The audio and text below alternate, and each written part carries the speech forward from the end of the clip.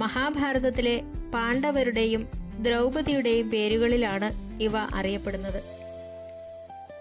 രാജസിംഹൻ അഥവാ നരസിംഹവർമ്മൻ രണ്ടാമൻ പണിത ഇവിടെയുള്ള തീരദേശ ക്ഷേത്രം ദക്ഷിണേന്ത്യയിലെ ഏറ്റവും പഴക്കമേറിയ കല്ലുകൊണ്ടുള്ള ക്ഷേത്രങ്ങളിലൊന്നാണ്. കടൽ തീരത്ത് പ്രകൃതിക്ഷോഭങ്ങളെ അതിജീവിച്ച് ഇത് ഇന്നും നിലകൊള്ളുന്നു.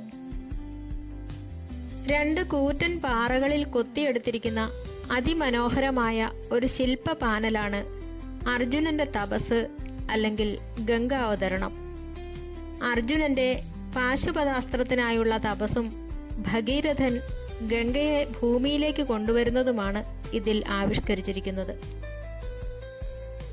പണ്ടുകാലത്ത് കടൽ യാത്രക്കാരായ യൂറോപ്യന്മാർ മഹാബലിപുരത്തെ 7 പഗോഡാസ് എന്നാണ് വിളിച്ചിരുന്നത്. തീരത്ത് 7 വലിയ ഗോപുരങ്ങൾ ഉണ്ടായിരുന്നതായും അതിൽ ഷോർ ടെമ്പിൾ ഒഴികെ ബാക്കി 6 കടലെടുത്തു പോയതായും പറയപ്പെടുന്നു.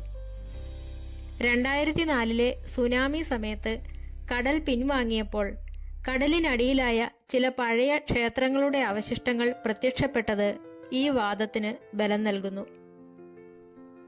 പല്ലവ രാജാക്കന്മാരുടെ കാലത്താണ് ദക്ഷിണേന്ത്യൻ വാസ്തുവിദ്യയുടെ അടിത്തറ പാകപ്പെടുന്നത്. വിറകും കളിമണ്ണും ലോഹങ്ങളും ഉപയോഗിച്ച് ക്ഷേത്രങ്ങൾ നിർമ്മിച്ചിരുന്ന ഒരു കാലഘട്ടത്തിൽ നിന്ന് മാറി പാറകളിൽ കവിത വിരിയിക്കുന്ന ഒരു പുതിയ ശൈലി അവർ ഇവിടെ പരീക്ഷിച്ചു വിജയിച്ചു. മഹേന്ദ്രവർമ്മൻ ഒന്നാമന്റെ കാലത്താണ് ഗുഹാക്ഷേത്രങ്ങൾക്ക് തുടക്കമിട്ടത്. വലിയ കുന്നുകളുടെ വശങ്ങൾ തുരന്ന് അകത്തേക്ക് മുറികളും തൂണുകളും കൊത്തിയെടുക്കുന്ന രീതിയാണിത്. പാറയുടെ ഉൾഭാഗം കൃത്യമായ അളവുകളിൽ തുരന്നെടുത്ത് ഭിത്തികളിൽ ദേവീദേവന്മാരുടെ രൂപങ്ങൾ കൊത്തിവെക്കുന്നു. സിംഹങ്ങളുടെ രൂപം പീഠമായി വരുന്ന തൂണുകൾ ഇവിടുത്തെ പ്രത്യേകതയാണ്.